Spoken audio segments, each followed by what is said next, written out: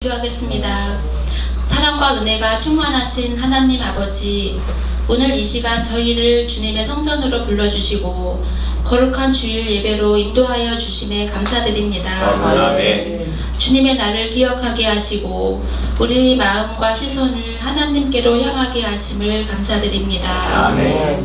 주님, 한 주간 세상 속에서 흔들리고 연약했던 저희를 불쌍히 여겨주시옵소서. 말과 행동으로 주님을 기쁘시게 하지 못했던 순간들을 고백하오니 용서하여 주옵소서. 아멘. 주님의 은혜로 우리 마음을 새롭게 하여 주시옵소서. 주님 안에서 참된 회복과 평안을 누리게 하시고 예배를 통해 새 힘을 얻게 하소서. 주님, 저희의 삶이 감사로 가득 차게 하옵소서. 풍성한 결실을 허락하신 주님의 손길을 기억하게 하시고 우리의 삶이 주님께 드려지는 아름다운 열매가 되게 하옵소서. 세상의 염려와 두려움이 아닌 믿음의 눈으로 하나님의 뜻을 바라보는 성도가 되게 하시옵소서. 아멘. 주님, 이 땅의 나라와 민족을 위해 기도드립니다. 불안과 혼란의 시대 속에서도 주님이 다스리시는 평강의 나라가 되게 하옵소서. 아멘. 지도자들에게 바른 판단과 공의로운 마음을 주셔서 국민을 사랑으로 섬기게 하옵소서. 아멘. 또한 복음이 이 땅 끝까지 전파되어 모든 민족이 주님의 이름을 찬양하게 하옵소서. 우리 교회를 위해 기도드립니다. 주님의 몸된 교회가 세상의 빛과 소금을 감당하게 하시고 예배와 말씀, 기도 가운데 더욱 견고히 서게 하소서. 모든 사역 위에 성령의 능력이 충만하게 하시고 각 부서와 성도들의 섬김이 주님 안에서 하나 되게 하옵소서. 아멘. 또한 마음이 상한 자들에게는 주님의 위로를 감싸 주옵소서. 경제적으로 관계적으로 어려움을 겪는 이들에게도 주님의 평안이 임하게 하시며 모든 필요를 채워주시는 여호와 이레의 은혜를 경험하게 하옵소서. 아멘. 말씀을 전하시는 목사님을 위해 기도드립니다. 목사님께 성령의 충만함을 부어주시고 전하는 자나 듣는 자 모두가 하나님의 음성을 듣게 하옵소서. 우리의 마음밭이 옥토가 되어 말씀의 씨앗이 깊이 뿌리 내리게 하시고 주님께 영광 돌리게 하소서. 이 시간 드려지는 찬양과 기도, 헌금과 예배의 모든 순서를 통해 주님 홀로 영광 받아주시며 우리의 중심이 온전히 하나님께 향하도록 인도하여 주옵소서. 아멘. 예배 가운데 주님의 임재를 깊이 경험하게 하시고 우리의 삶이 예배가 되게 하옵소서. 아멘. 모든 것을 감사드리며 우리의 구주 예수 그리스도의 이름으로 간절히 기도드립니다. 아멘. 아멘. 말씀 사도행전 20장 28절부터 32절 말씀까지입니다. PPT를 같이 봐주시면 돼요. 사도행전 20장 28절부터 32절 우리 다 같이 합독하시면서 말씀 같이 봤습니다. 여러분은 자기를 위하여 또는 온 양떼를 위하여 상가라. 성령이 그들 가운데 여러분을 감독자로 삼고 하나님이 자기 피로 사신 교회를 보살피게 하셨느니라. 내가 떠난 후에 사나운 이리가 여러분에게 들어와서 그 양떼를 아끼지 아니하며 또한 여러분 중에서도 제자들을 끌어 자기를 따르게 하려고 어그러진 말을 하는 사람들이 일어날 줄을 내가 아노라. 그러므로 여러분이 일깨워 내가 3년이나 밤낮 쉬지 않고 눈물로 각 사람을 뭉게 하였던 걸 기억하여 지금 내가 여러분을 주와 및 그 은혜의 말씀에 부탁하노니 그 말씀이 여러분을 능히 든든히 세우사 거룩하게 하심을 입은 모든 자 가운데 기업이 있게 하시리라. 아멘. 하나님의 교회 공동체는 거룩한 공동체라고 표현합니다. 왜 그렇습니까? 예수 그리스도의 그 피를 통해서 탄생한 것이 이 땅의 하나님의 교회 공동체이기 때문에 그래요. 그래서 교회보다 거룩한 것이 없고 교회보다 복된 것이 없고 교회보다 아름다운 것이 없는 거죠. 여러분, 우리가 2020년에 원치 않은 어떤 일들을 맞이했습니다. 1월달에 우한에서, 중국 우한에서 우리나라에 입국한 한 여인을 통해서 1월 20일 날 시작됐죠. 바이러스가 들어와서 그 한 사람의 그 바이러스가 시작되더니 그 바이러스가 대한민국 전체를 멈추게 했고 그리고 세계를 멈추게 했어요. 그러면서 약 3년 4개월 동안, 그래서 2020년 3월 10일 날 공식적으로 이제 거리 제한 두기를 시행하고 하면서 이제 사람들을 대면하지 못하는 팬데믹 시대가 이제 돌입되었죠. 그러면서 3년 4개월, 2023년 6월 1일 그때 공식적으로 이제 팬데믹이 풀렸는데 그때까지 온 사회 구조는 멈추는 사회 구조가 되었고 그리고 그 바이러스로 인해서 온 세계가 고통과 여러 가지 아픔과 여러 가지 많은 어려움을 당했죠. 그래서 그 바이러스로 인해서 수많은 사람들이 죽는 경우도 있었고 또 백신으로 인해서 죽는 경우도 있었고 그래서 한 번도 겪어보지 않은 그 사건 때문에 사람들이 당황했고 또 그런 문제 속에서 우리가 봉착되었습니다. 오늘은 특별히 이런 교회 공동체, 하나님의 신령한 교회 공동체도 바이러스가 들어와서 교회의 성장을 멈추게 하고 교회를 파괴시키는 악한 역사가 있다는 것을 우리에게 지금 말씀해주고 있습니다. 특별히 오늘 이 본문 말씀을 통해서 우리가 잘 기억하고 잘 알아야 될 게 뭐냐, 이 바이러스가 세 가지 바이러스가 있는데 첫째 뭐냐, 판단과 정죄의 독을 발휘하는 바이러스가 있어요.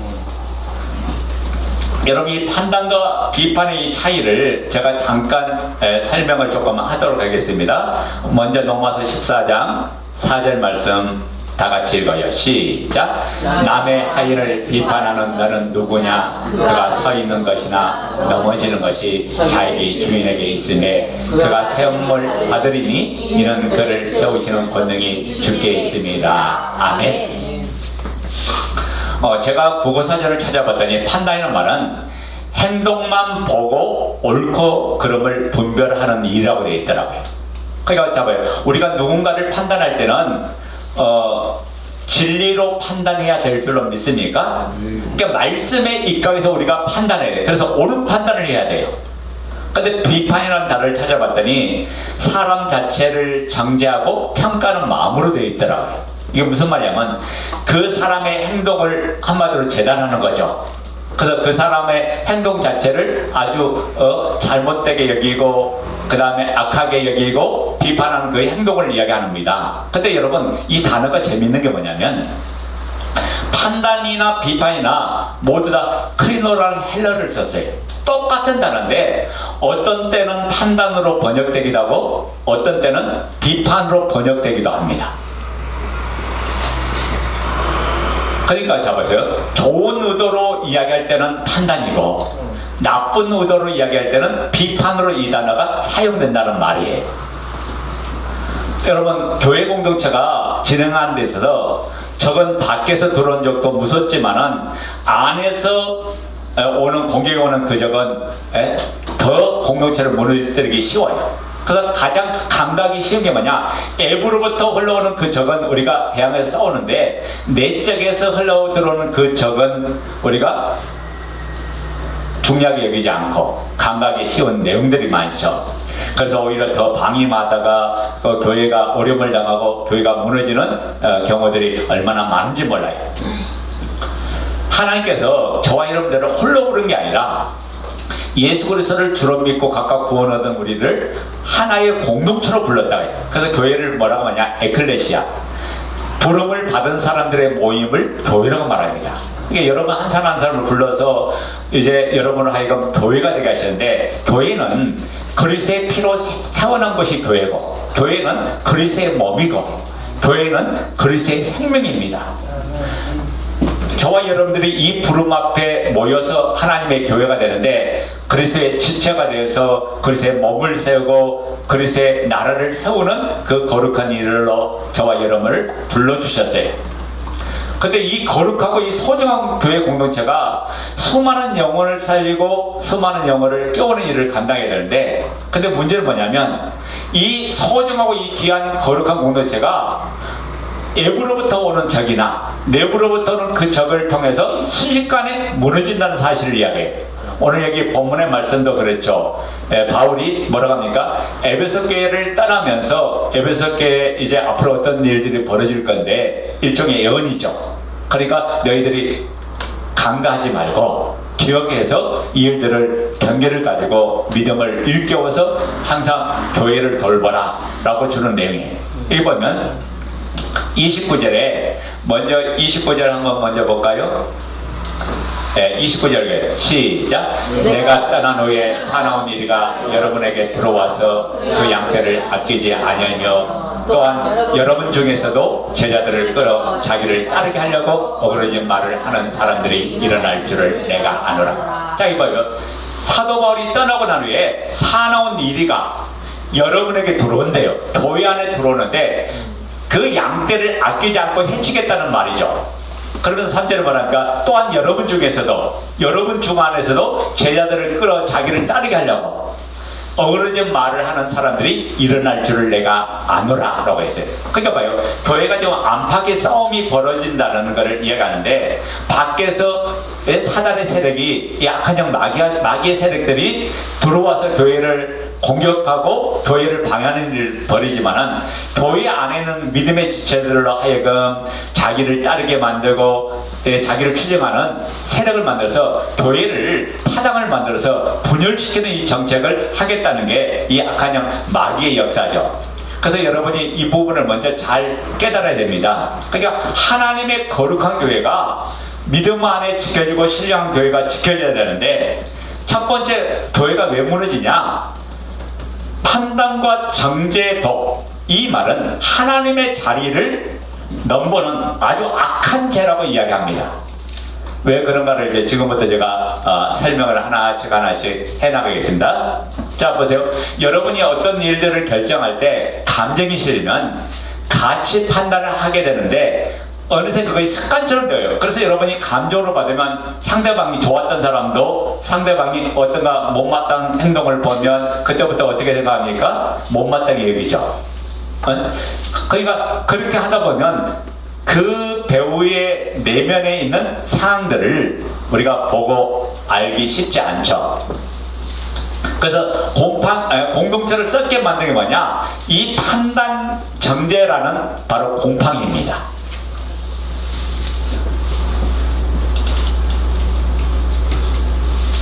우리가 사도행전 4장 19절 한번 봐볼까요? 사도행전 4장 19절 성경 찾아봐요. 사도행전 4장 19절.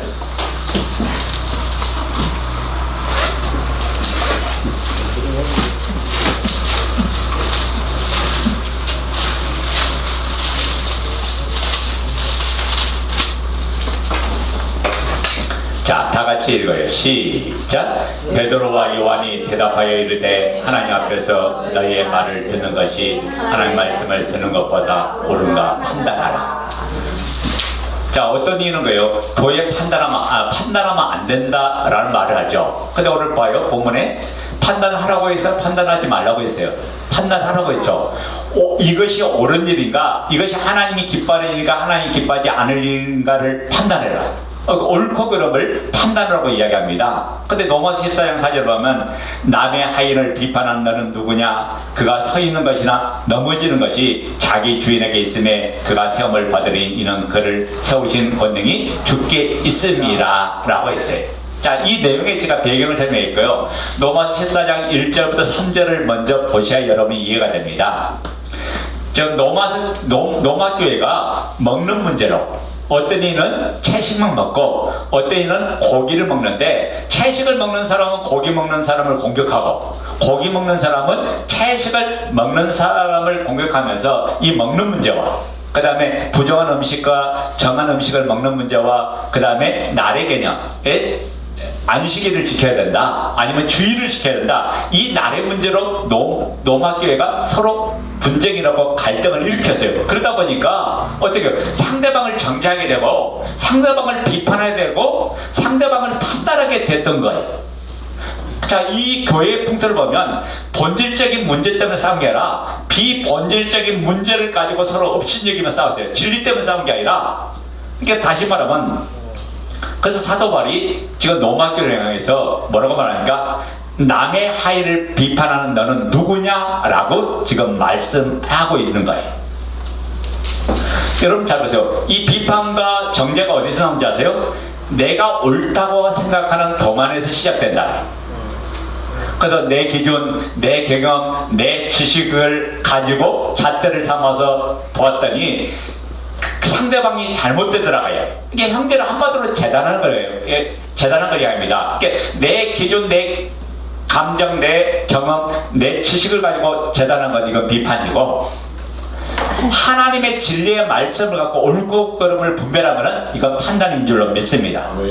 자, 그런데 이렇게 형제를 비판하고 재단하는 행위를 뭐라고 하냐, 하나님의 고유의 권한인 심판의 자리를 침범하는 행위다. 그게 여러분 뭡니까?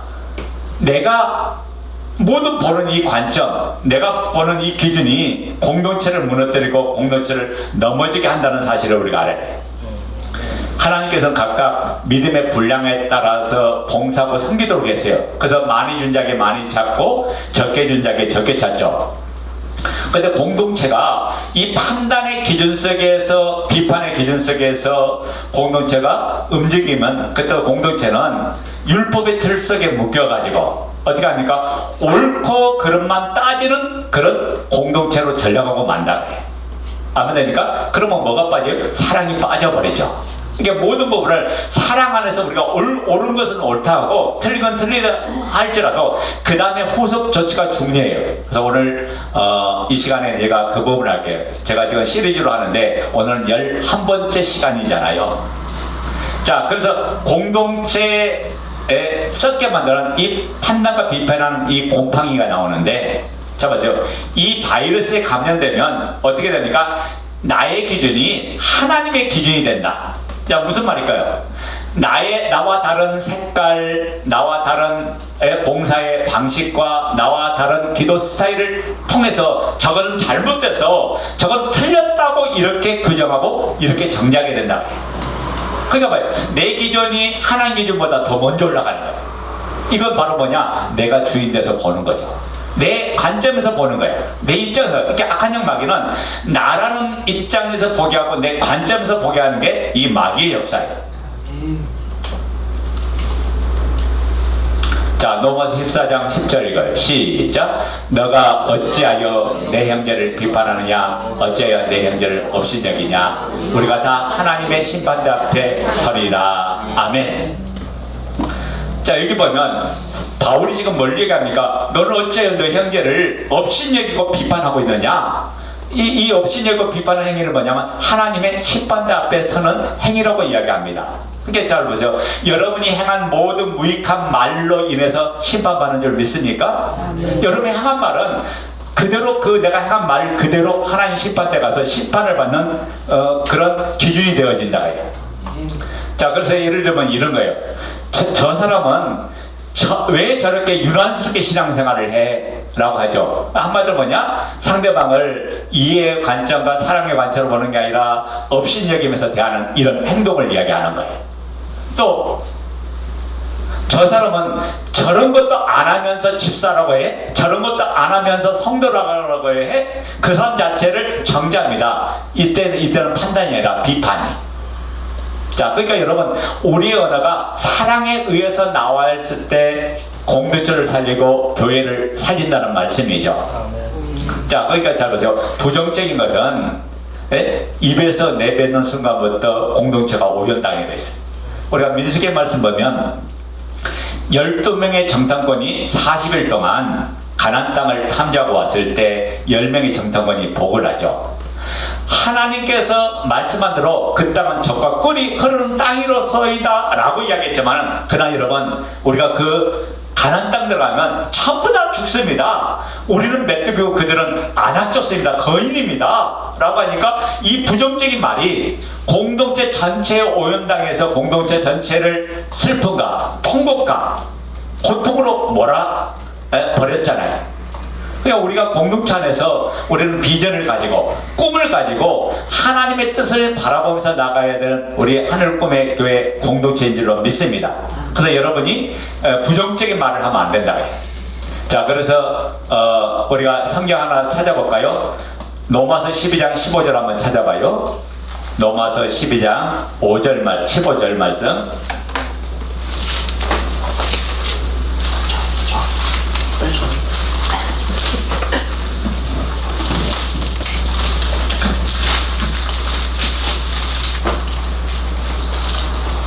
네, 저 앞에 있네요.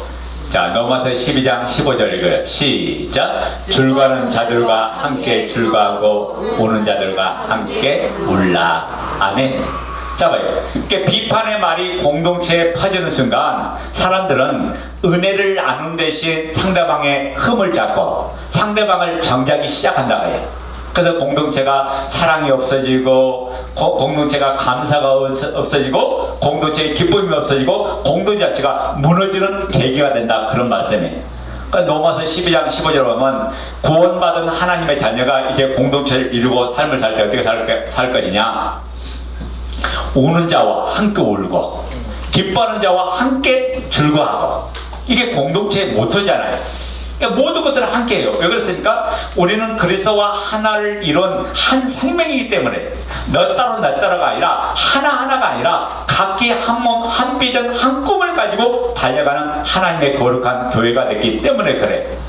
아멘입니까? 그래서 여러분이 여러분 삶 속에 보면 못마땅한 게 있어요. 그런데 비판이 나오려 할 때 중보로 바꿔라. 아멘? 자, 상대방이 지금 잘못하고 못하고 있는 그 상황을 보면서 여러분 기도하는 사람이 되어야 될 줄로 믿습니다. 이 기도가 여러분을 사랑으로 충만하게 만들어요.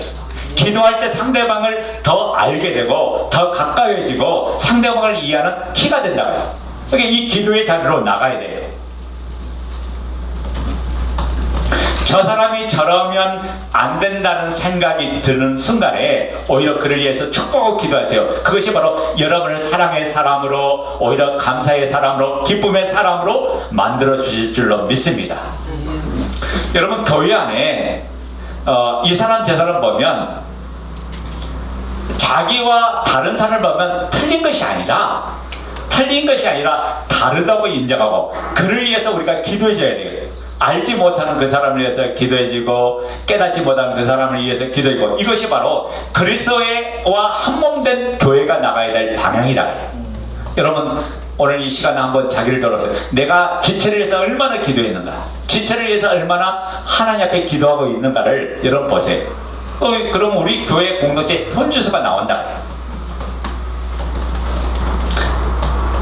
그래서 교회는 연약한 자를 돌보는 사역이 초점이다. 이것이 바로 교회 공동체를 가장 강력하고 힘있게 하는 그 사역의 첫 번째 관문입니다. 그러니까 누군가가 더 성숙한 자들이 도와주고 세워주고 섬겨주고 끌어주고 밀어주고, 일들이 교회 공동체에 일어날 때 그 교회는 사랑의 공동체, 그 교회는 기쁨의 공동체, 그 교회는 소망의 공동체가 되는 줄로 믿습니다. 믿음이 성숙된 자라면요, 다른 사람의 필요를 봐요. 다른 사람을 어떻게 하면 도와줄 것인가, 섬겨줄 것인가, 이것이 보여진다고 말해요. 여러분, 이번 한 주간에 내가 공동체 안에서 내가 가진 기준과 틀이 맞지 않아서 불편한 마음을 가진 사람이 혹시 있습니까? 여러분, 비판을 멈추고 그 사람 안에 있는 하나님의 형성을 바라보면서 축복하고 기도하는 여러분 되시기 바랍니다. 그도 하나님의 사랑을 받아야 되고 하나님의 능력을 받아야 될 사람인 줄로 믿습니다. 자, 그래서 공동체가 이게 얼마나 중요한지 몰라요. 자, 두 번째, 공동체를 무너뜨리는 바이러스 두 번째 뭐냐? 자기 영광이라는 암입니다. 뭐라고요? 자기 영광이라는 암이다.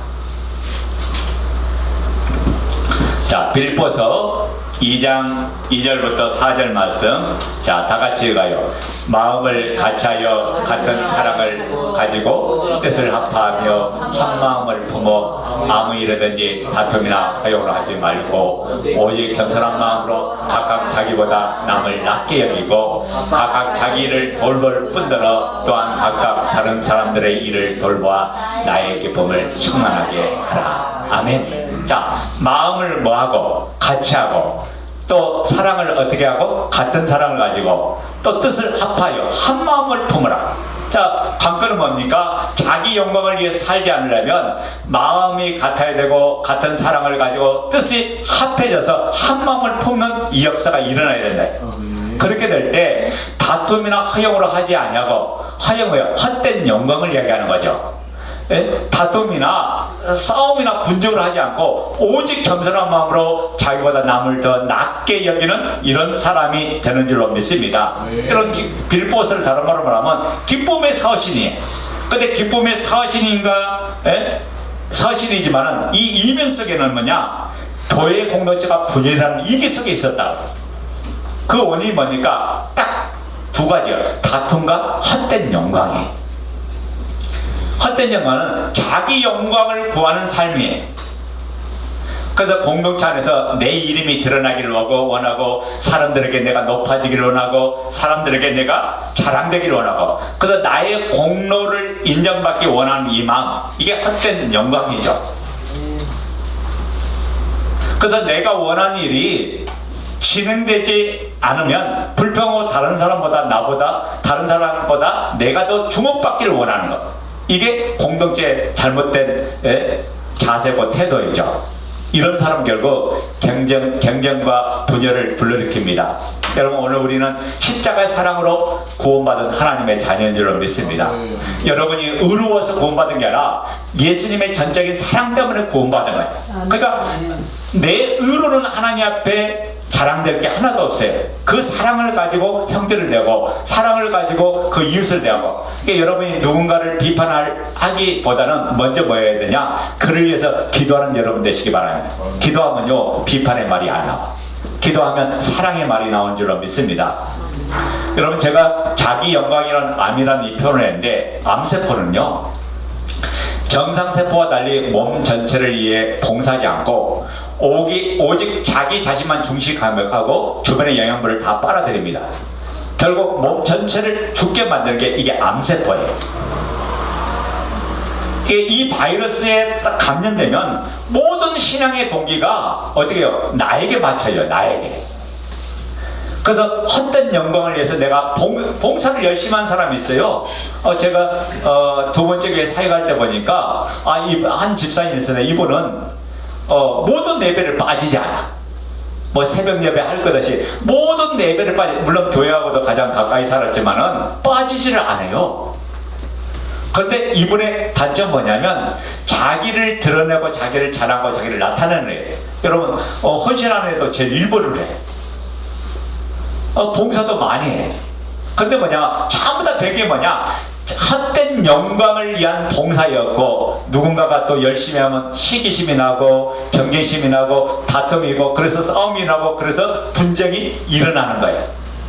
그래서 뭐라고 하니까, 내가 이렇게 헌신하고 이렇게 열심히 했는데 왜 나를 알아주지 않지? 라고 해서 마음에 섭섭함을 가져요. 이런 사람의 특징을 보면, 또 저 사람보다 내가 더 잘해야 하는데 라는 그 시기심의 발로 속에서 잘못된 행동을 하고 잘못된 것들을 선택하게 되는 거죠. 그 다음에 어떻게 합니까? 내 의견이 채택되지 않으면 기분 나빠서 나는 안 해 라고 하면서 마음의 분열을 일으켜요. 여러분 보세요. 공동체는 이미 하나인 줄로 믿습니까?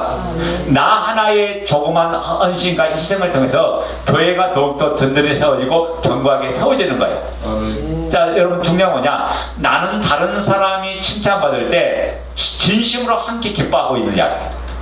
그리고 아니면 다른 사람이 잘 된다. 속이 쓰립니까? 여러분, 속이 쓰는 사람은 지금 교회 안에 있는 염소예요, 염소.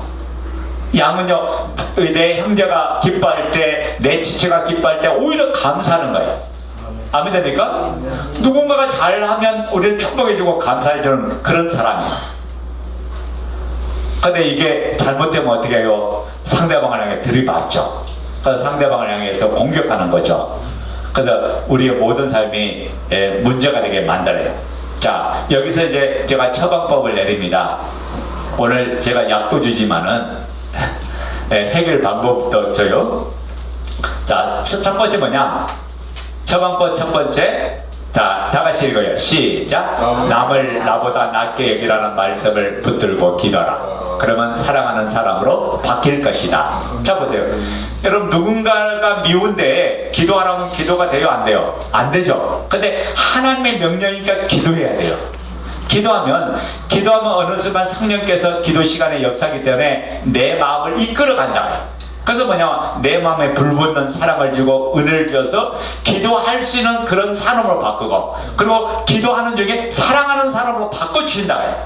그러니까 여러분이 하나님의 말씀을 붙잡고 상대방이 나보다 낫다는 그 사실을 알고, 그 말은 뭐냐, 사랑하는 사람으로 바라보면 상대방이 다 소중한 거예요. 상대방이 다 귀한 거예요. 왜? 상대방 안에 누가 있어요? 예수님이 계시기 때문에. 그래서 그 생명 자체가 귀한 거다. 그래서 여러분이 기도하면 사랑의 사람으로 바뀌는 줄로 믿습니다. 자, 두 번째 뭐냐, 다른 지체를 빛나게 하는 서포트의 역할로 섬기는 기회로 삼으라. 이게 여러분이 뭐냐, 헬퍼가 되어야 된다. 누군가를 도와주고 누군가를 섬겨줄 수 있다면 이게 여러분에게 최고의 기쁨이고 보람이고 행복인 줄로 믿습니다. 아멘. 여러분, 내 스스로 잘 되는 것도 기쁘겠지만 내가 누군가를 도와서 섬겨서 그가 멋지게 된다면 여러분들이 얼마나 보람이 되겠어요. 하나님이 얼마나 기뻐하실까. 나로 인해서 내 한 사람이 헌신과 희생을 통해서, 이게 십자가잖아요. 이게 미랄이잖아요. 한 알의 미랄이 땅에 떨어져 죽으면 많은 열매를 맺는다고 했어요. 예수님의 그 십자가의 그 사랑이 수많은 영혼을 살리고 생명을 살리는 인류의 구원의 역사의 문을 열어놓은 거잖아요. 오늘 나 하나의 헌신과 그 사랑이 교회 공동체를 좋게 하고 교회 공동체를 더 유익하게 만들고 교회 공동체를 더 기쁘게 만드는 역사가 일어나는 줄로 믿습니다. 아멘. 그래서 여러분이 이 사랑의 사람으로 살아가길 원합니다. 자, 세 번째는 공동체의 영적 신경을 마비시키는 인본주의가 있다. 자, 디모데전서 4장 1절 다 같이 읽어요. 시작. 그러나 성령이 밝히 말씀하시기를 후일되었던 사람들이 믿음에서 떠나 미혹하는 영과 귀신의 가르침을 따르라 하셨으니. 아멘. 자, 여기 보면 믿음에서 떠나서 미혹해하는 영과 누구의 가르침을 한대요? 귀신의 가르침을 한다. 여러분, 귀신의 가르침이라니까 막 귀신이 요렇게 가르친다는 말로 생각하면 오해하면 안 돼. 귀신의 가르침이 어디서 올까? 이 세상 임금이 누구예요? 마귀죠. 세상의 그 가르침을 따라서 반하게 만드는 게 악한 영 마귀다. 아멘 됩니까? 여러분 귀신이 나타나서 여러분 귀에다 대고 야 요렇게 해 라고 마귀가 그렇게 하지 않고 세상의 가르침을 가지고 그 가르침에 반응하게 만드는 게 악한 영 마귀 역사다. 그래서 인본주의는, 자 읽어요. 시작. 인본주의는 하나님 중심이 아니라 사람 중심으로 생각하는 모든 사상이다.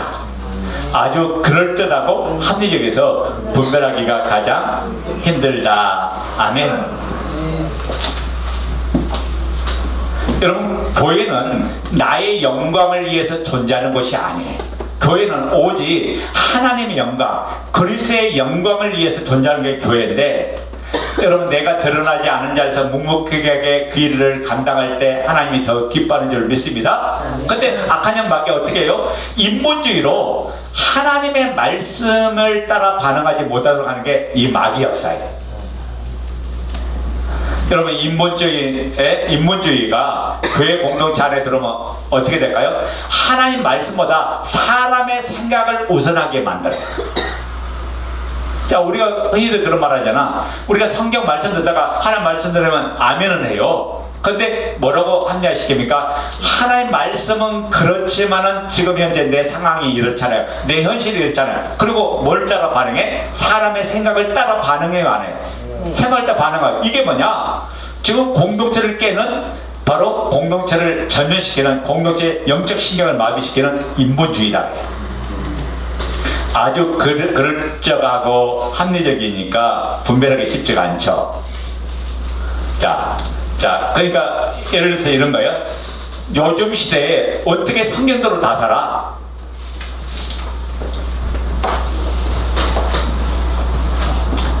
우리가 시대의 흐름도 따르고 세상의 상황도 봐야지, 이렇게 말하죠. 이런 거예요. 예를 들어서 하나 이런 거예요. 전에는 동성애가 정신병에 들어갔어요. 동성애자를 정신병에 들어갔어요. 그리고 아주 그 한자로 여기고 그를 도와야 되고 그를 치료해야 될 사람으로 여기는데, 지금 세상의 흐름은 어떻게 합니까? 그 동성애자를 인정해주고 가족으로 인정해주는 그런 흐름 속에 있어. 그러니까 우리는 어떻게 해요? 지금 시대가 이러니까 그게 맞다고 하면 우리는 뭐하고 부딪히냐면 하나님 말씀하고 정면으로 부딪히는 거예요. 하나님 말씀은 남자와 여자로 창조했다고 했지, 남자와 남자끼리, 여자와 여자끼리 이렇게 결혼하도록 하게 하신 게 아니죠. 이렇게 세상이 타락하니까 성도덕이 타락하고 윤리가 타락하고 노마 시대가 망한 이유가 그거잖아요. 이 천년 왕국을 했던 노마가 왜 망했습니까? 성적으로 타락하니까 결국에는 세상이 썩고, 세상이 도덕적으로 모든 게 다 무너졌고, 모두 망하게 된 배경 중에 하나였잖아요. 그러니까 마찬가지예요. 우리는 세상의 기준과 세상 가치로 살 게 아니라 하나님의 절대적인 말씀을 기준으로 가지고 삶을 살아야 된다. 근데 자꾸 뭐냐면 세상과 타협하도록 만들어, 세상의 상황을 끌어당기게 만들어. 그래서 뭐냐면 하나님의 말씀보다는 합리적이고 이성주의적인 상황으로 모든 걸 이끌어 만들고 개인 경험이 기준되게 만드는 게 이 악한 영 마귀다 그래요. 그래서 어떻게 하니까 하나님은 사랑이시니까 이 정도는 괜찮아. 그리고 타협하게 만들고 거기에 동화되게 만들고 그리고 거기에 반응에 빠지게 만들어요. 근데 로마서 12장 2절은 뭐라고 했어요? 이 세대를 본받지 말고 너희는 이 세대를 본받지 말고 마음을 새롭게 하여 변화를 받아 하나님의 선하시고 기뻐하시고 온전한 뜻이 무엇인지를 분별하도록 하라. 이 세대를 본받지 말라. 이 세상이 추구하는 방식으로 삶을 살지 말라는 말이에요. 우리 예수 그리스도를 주로 믿는 사람은 세상이 추구하는 방식으로 사는 게 아니라 하나님 말씀이 말하는 방식으로 사는 사람이에요. 여러분, 세상이 추구하는 방식으로 하면 그런 상황 환경 같으면 그럴 거 아니에요. 다니엘의 세 친구가 왕의 금인상에 절하지 않으면 풀무불에 던지다고 하니까 지금 상황이 세상이 제가 이 바벨론의 포로에 잡혀왔습니다. 그런데 그것도 하나의 은혜 가운데 제가 보지사가 됐는데 방백이 됐는데 지금 이런 상황에서 그래도 제가 나름대로 지키려고 하는데 이런 상황에서 제가 절만 한 번 하면 되는데요 라고 타협할 수 있잖아. 근데 다니엘의 세 친구는 타협하지 않았어요. 왜? 그들의 가치관은 뭐냐? 세상의 기준이 아니라 세상 왕의 기준이 아니라 하나님의 말씀이 절대적인 기준이기 때문에 그 말씀 앞에 아멘하고 순종한 줄로 믿습니다. 그러니까 오늘 우리를 누가 붙들고 있냐? 여기에 따라 우리의 삶이 달라지는 거죠. 자, 그래서 예수 믿으라고 너무 강조하지 마. 사람들이 부담스러워. 한마디로 뭐냐? 복음은 믿는 자나 믿지 않은 자에게나 누구에게나 시와 때를 떠나서 전하라고 했는데 우리는 전하지 못하게 인간적으로 자꾸만 역사한다. 그리고 어떤 일을 기도만 한다고 밥이 나와? 그런데 기도보다도 뭘 먼저 하게 해요? 계획하고 전략하는 일을 먼저 하게 해요. 물론 계획하고 전략하는 것도 필요하죠. 근데 중요한 건 뭐냐? 하나님 앞에 절대적인 기도가 먼저 우선이다. 왜? 기도하지 않고서는 계획도 인간의 계획이고 전략도 인간의 전략이기 때문에. 그래서 우리가 하나님 믿는 것 같아도요, 하나님에 대한 불신을 갖게 하는 요소들이 너무나 많아요. 그래서 따라서 합니다. 읽어요. 시작. 교회가 인본주의에 마비되면 십자가의 능력은 사라지고 합리적인 경영, 좋은 강연, 편안한 신문만 남게 된다. 아멘.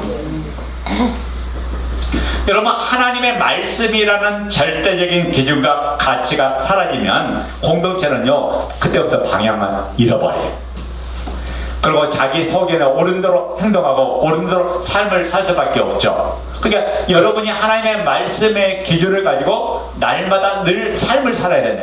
이 말씀이 여러분 삶의 생활이 되고 여러분 삶의 능력이 되어야 됩니다. 그래서 사사기 21장 25절 한번 보자고요. 우리 성경 찾아요. 사사기 21장 25절.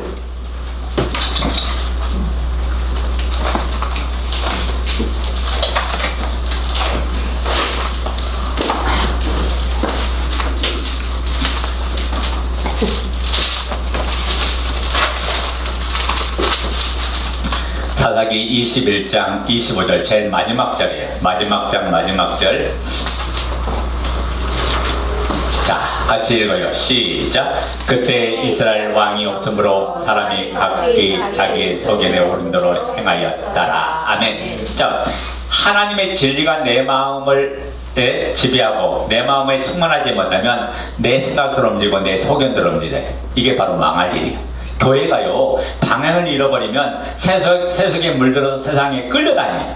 여러분, 세상에서 하나님의 뜻을 보여줄 것이 교회고 하나님 나라를 보여줄 것이 교회인 줄로 믿습니다. 그러니까 교회가 이 어두워진 세상을 정화시키고 빛을 비춰서 생명기로 나오게 하는 게 교회예요. 그래서 우리는 생명의 향기나 사망의 향기를 발휘하는 하나님의 거룩한 사람이고 거룩한 공동체고 거룩한 교회인 줄로 믿습니다.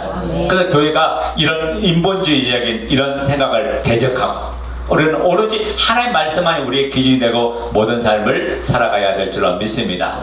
아멘. 그래서 다음 시간에는 공동체를 분리시키는 마귀의 역사를 몇 가지를 좀 집중적으로 하고 제가 12번째 설교를 마치려고 합니다.